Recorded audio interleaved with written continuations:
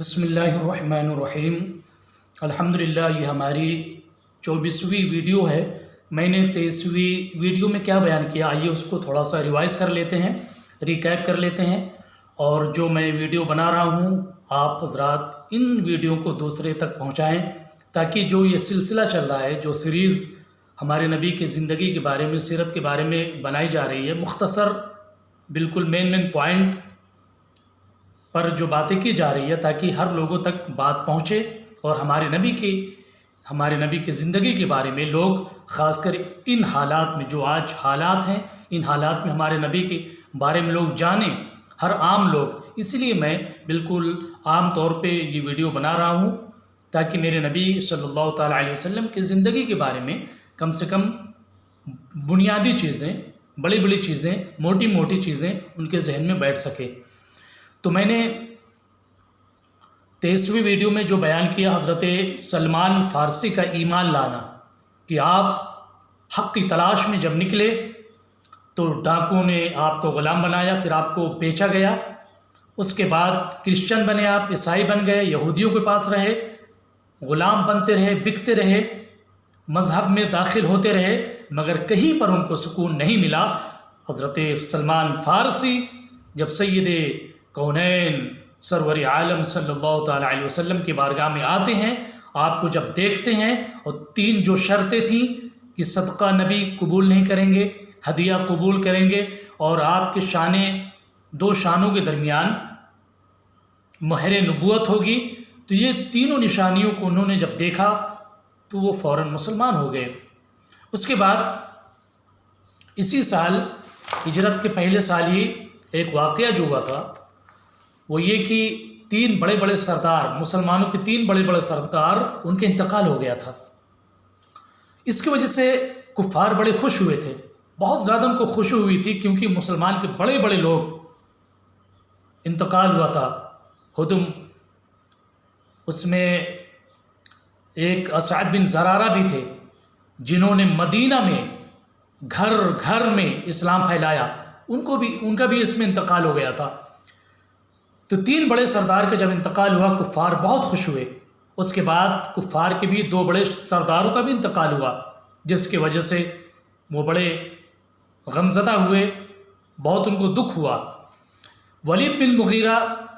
جب بیمار ہو گیا، موت بالکل قریب تھی، تو روتا تھا اور تڑپتا تھا۔ اس کے پاس جب ابو سفیان، یہ بندہ گیا، ابو سفیان، اور کہتا ہے، چچا جان آپ روتے کیوں ہیں؟ ولید بن مغیرہ جو بہت بڑا دشمن تھا، سردار تھا کفاروں کے درمیان، جو اس بندے نے آگ لگا رکھی تھی مسلمانوں کے خلاف، جب وہ مرنے لگا، رو رہا تھا، تو ابو سفیان نے کہا، چچا کیوں رو رہے ہو؟ وہ بندہ کہتا ہے، مجھے ڈر ہے کہ آنے والے وقت میں کہیں ایسا نہ ہو کہ محمد عربی کا دین پھیل جائے۔ وہ مرتے وقت بھی وہ رو رہا تھا، اور اس کو افسوس تھا کہ ایسا نہ ہو کہ محمد عربی کا دین پھیل جائے اور مکہ اور مدینہ کے سارے لوگ مسلمان ہو جائیں۔ تو ابو سفیان بندہ، جو وہ بھی زبردست اسلام کا مخالف تھا، اسلام کا دشمن تھا، مگر اللہ نے اسلام کی دولت اس بندے کو بھی نوازی تھی بعد میں۔ تو ابو سفیان یہ کہتے ہیں، تم خوف نہ کرو، جب تک میں زندہ ہوں محمد عربی کا دین مکہ میں غالب نہیں ہونے پائے گا۔ اس کے بعد ولید بن مغیرہ مر جاتا ہے۔ تو ابو سفیان، جنہوں نے یہ قسم کھا رکھی تھی کہ محمد عربی کا دین مکہ میں پھیلنے نہیں دوں گا، مگر جب وہ فتح مکہ کا جب وقت تھا، میرے نبی کو انہوں نے دیکھا، قریب سے دیکھا، جو دور سے دیکھ رہے تھے، جب قریب سے میرے نبی صلی اللہ تعالیٰ علیہ وسلم کی زندگی کو دیکھا، آپ کے اخلاق کو دیکھا، اس بندے نے، جو کفار و مشرکین کا سردار تھا، بندہ جو ہمیشہ مسلمانوں کے خلاف نفرتیں بھرتا تھا، قبیلے میں جا کے،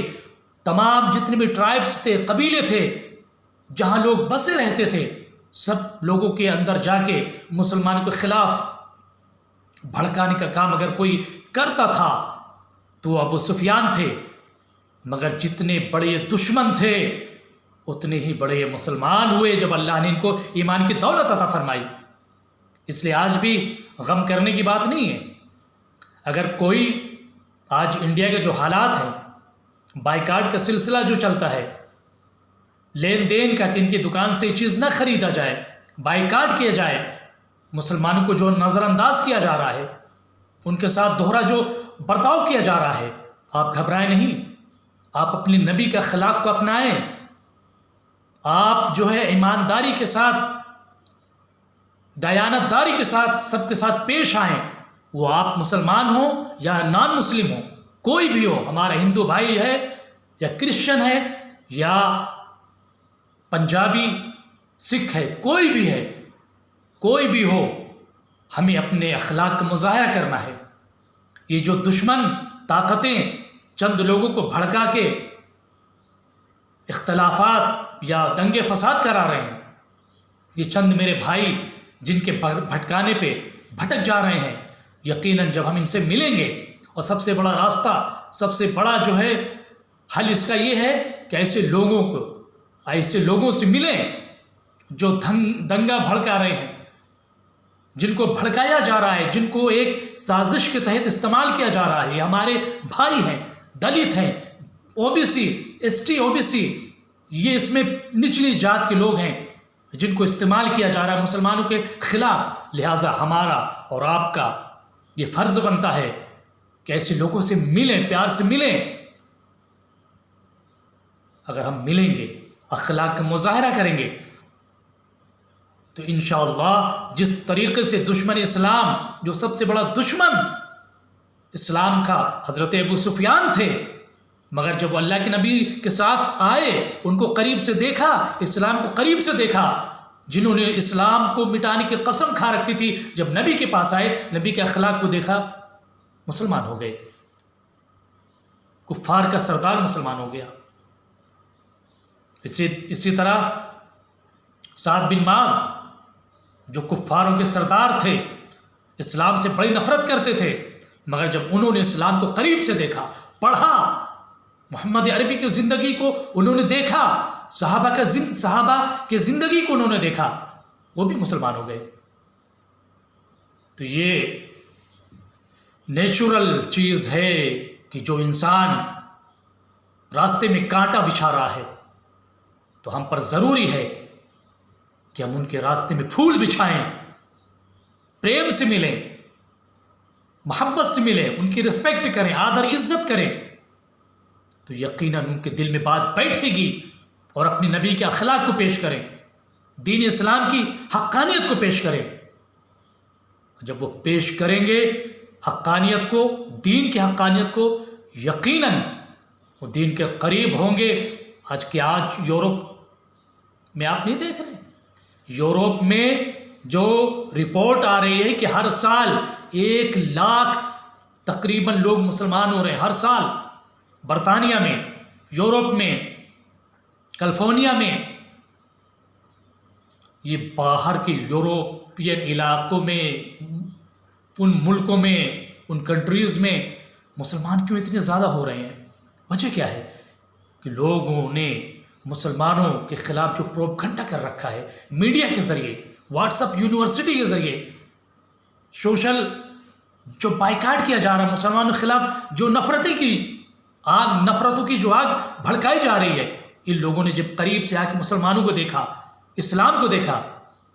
تو سارے لوگ